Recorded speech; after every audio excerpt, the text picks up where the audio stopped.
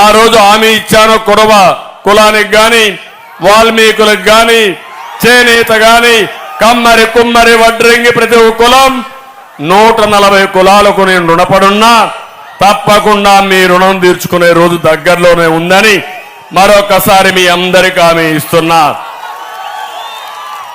నేను అడుగుతున్నా, ఏ బీసీకైనా న్యాయం జరిగిందా? మీకు ₹1 ఏమైనా ఇచ్చాడా? మీకు ఎవరైనా ఆర్థికంగా పైకి తీసుకొచ్చాడా మిమ్మల్ని? ఎందుకే నా బీసీలు నాటకాలు ఆడుతున్నాడు ఈ యొక్క జగన్మోహన్ రెడ్డి.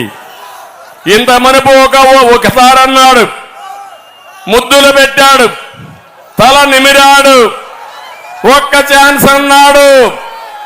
ఈరోజు పిడిగుద్దులు గుర్తున్నాడు మిమ్మల్ని అందరినీ. ఈ ఛాన్స్ ఆఖరి ఛాన్స్ కావాలి. ఇంకా ఓటేస్తే మనం ఎవ్వరూ బతకలేం. బతుకుతామా తమ్ముళ్ళు? మిమ్మల్ని అడుగుతున్నా. మీ జీవితాల్లో ఏమైనా మార్పు వచ్చిందా? మీ కష్టాలు తీరాయా? నేను అడుగుతున్నా, ఎవరైనా సరే ఇక్కడ 5 ఏళ్లలో మాకు ఆదాయం పెరిగింది, ఖర్చులు తగ్గాయంటే, ఈ ప్రభుత్వం బాగా చేసిందంటే నేను మాట్లాడకుండా వెళ్ళిపోతా. కావాలంటే రైతు బాగున్నాడా అని మిమ్మల్ని అడుగుతున్నా. కూలీలు బాగున్నారా అని మిమ్మల్ని అడుగుతున్నా. మహిళలు బాగున్నారా అని మిమ్మల్ని అడుగుతున్నా. పిల్లలకు సరిగా చదువు చెప్తున్నాడా అని మిమ్మల్ని అడుగుతున్నా. ఈరోజు ఒక దద్దమ్మ మంత్రి మాట్లాడతాడు. ఏమంటాడంటే, గురు పూజోత్సవ సందర్భంగా ఆయన అన్న మాటలు చూస్తే గురువు కంటే గూగుల్ గొప్ప అంట. ఒరే పిచ్చోళ్ళారా, మీకేం తెలుసు? గూగుల్లో ఏం పెడితే అది వస్తుంది అంతే. గూగుల్ అనేది ఒక సెర్చ్ ఇంజిన్ అంతే. అది కూడా తెలియని దద్దమ్మలు ఉన్నారు. గురువు అనేది జ్ఞానం ఇచ్చే వ్యక్తి గురువు, గూగుల్ ఇచ్చేది సమాచారం. అది కూడా మీకు తెలియదు. ఏ తమ్ముళ్ళు, మీ అందరికీ కూడా చదువు చెప్పింది ఎవరని నేను అడుగుతున్నా.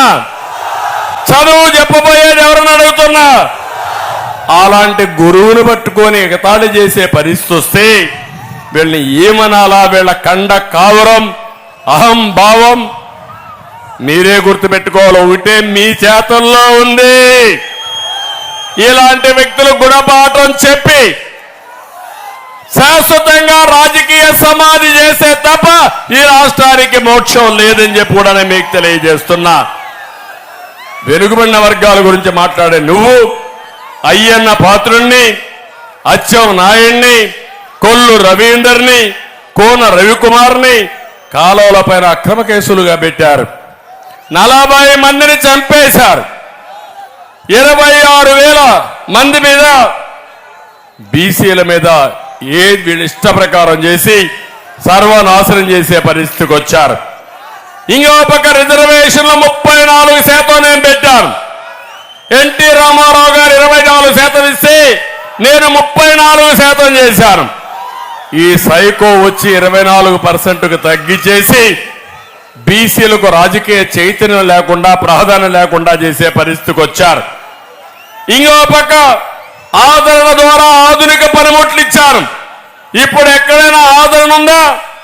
నేను ఆ రోజు తీసుకొచ్చిన పనిముట్లు కూడా ఇదే మారిగా హంద్రీనేవా కాలువకి ఎట్లయితే పనిముట్లను అక్కడ పడేసి పెట్టాడో అవి కూడా మీకు ఇవ్వకుండా పుణ్యం కట్టుకున్నాడు.